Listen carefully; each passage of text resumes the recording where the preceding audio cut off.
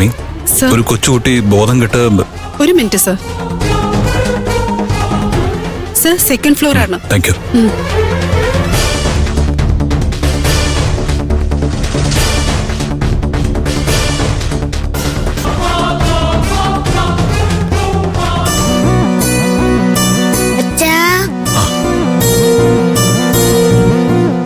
മോനെ, നീ എന്ത് പണിയാ ചെയ്തേ? എല്ലാം ഒപ്പിച്ചു വെച്ചിട്ട് ഒന്നും അറിയാത്ത പോലെ മുഖം വീർപ്പിച്ച് നിൽക്കുക.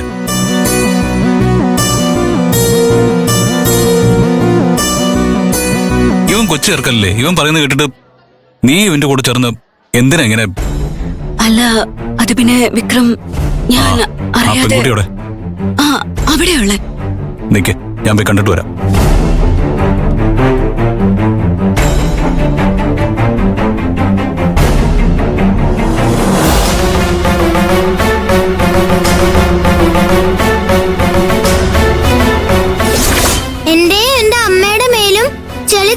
പോയി. അയ്യോ, അതുകൊണ്ട് എന്റെ അമ്മയുടെ അടുത്തും സോറി പറയണം.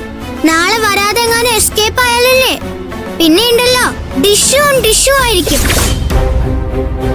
ആഹാ, അത് ശരി. കവൻ ഈ കുട്ടിയോടാണോ വഴക്കുണ്ടാക്കിയത്?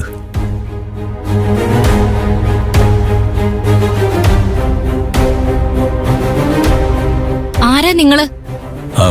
ഞാൻ കവിന്റെ ഫാദറാ. സർ, എന്തൊരു വെറുതെ അവൻ കാണിച്ചത്. എപ്പോഴും അവനിങ്ങനെ കുരുത്തക്കേട് കാണിക്കുക. എപ്പോ നോക്കിയാലും നിലയോട് പ്രശ്നം ഉണ്ടാക്കുന്നത് അവന്റെ സ്ഥിരം പരിപാടിയാ. നിങ്ങൾക്ക് അവനെ ഒന്ന് ഉപദേശിച്ചൂടെ? ഇവൻ കാരണം നിലയുടെ അമ്മ എന്നെ വഴക്ക് പറയാണല്ലോ. നിലയ്ക്ക് എന്തെങ്കിലും സംഭവിച്ചാൽ ആരും അതിന് മറുപടി പറയാ? ഒരു കാര്യം തുറന്നു പറയാലോ, നിങ്ങൾ നിങ്ങളുടെ മോനെ വളർത്തുന്ന അച്ചടക്കമില്ലാതെയാ. അല്ല, കവിൻ നല്ല കുട്ടിയാ, എന്നാ കുറച്ച് കുസൃതി കൂടില്ല. കുറച്ചൊന്നും അല്ല, ഒരുപാടുണ്ട്. അവന് നിങ്ങൾ ഓവറായിട്ട് കൊഞ്ചിക്കുന്നുണ്ട് തന്നെ. അവൻ ഇതുപോലുള്ള കുരുത്തക്കിടക്ക് സ്ഥിരം കാണിക്കുന്ന. ഈ വയസ്സിൽ ഇങ്ങനെ ചെയ്യുകയാണെങ്കിൽ നാളെ വലുതായി കോളേജിലൊക്കെ പോകുമ്പോഴോ അവനെയൊന്നും പിടിച്ചാ കിട്ടില്ല. അയ്യോ, അങ്ങനെയൊന്നുമില്ല മാഡം, ഞാൻ അവനെ സഹായിച്ചോളാം. നിങ്ങള് ദേഷ്യപ്പെടരുത്. അവന് വേണ്ടി ഞാൻ ക്ഷമ ചോദിക്കുക. നിങ്ങൾ എന്തിനാ എന്നോട് സോറി പറയുന്നേ? കവിനെ നന്നായിട്ട് വളർത്ത്. ഇനി നിലയുടെ അടുത്ത് എന്തെങ്കിലും പ്രശ്നം ഉണ്ടാക്കാൻ വന്നെന്ന് അറിഞ്ഞാ ഞങ്ങൾക്ക് വേറെ രീതിയിൽ ആക്ഷൻ എടുക്കേണ്ടി വരും. ഓക്കെ മാഡം, ടെൻഷൻ ആവാതെ, ഞാൻ നോക്കിക്കോളാം. Cool cool.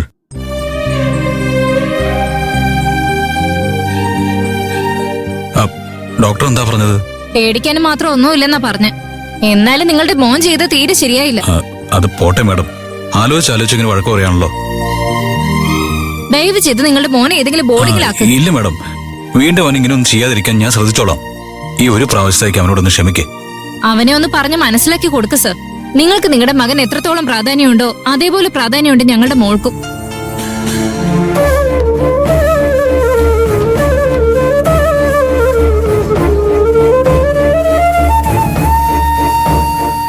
മാഡം, അറിയാതെ സംഭവിച്ചതാ, വിട്ടുകളാ. നിങ്ങൾ സംസാരിച്ച് ഹൈപ്പർ ആവില്ലേ? അതുപോലെ ഈ ഹോസ്പിറ്റലിലെ ചെലവൊക്കെ ഞാൻ വഹിച്ചോളാം.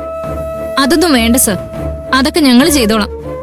വീണ്ടും നിങ്ങളുടെ മകൻ കാരണം ഞങ്ങളുടെ മോൾക്ക് ഒരു പ്രശ്നവും ഉണ്ടാകരുത്. അത് ചെയ്താ മതി. അത് ഞാൻ നോക്കിക്കോളാം. എന്നാലും എന്റെ മനസ്സമാനത്തിന് വേണ്ടി ഞാൻ ബില്ല് എത്രയാണെന്ന് ചോദിച്ചിട്ട് അടയ്ക്കട്ടെ? അത് വേണ്ടെന്ന് ഞാൻ പറഞ്ഞല്ലോ സാറേ. അതൊക്കെ ഞങ്ങൾ അടച്ചോളാം. നിങ്ങൾ പൊയ്ക്കോ. അല്ല, ഞാൻ പറയുന്നത് എന്താ? ഞാൻ പറഞ്ഞില്ലേ, പൊയ്ക്കോളൂ സർ. ഓക്കെ.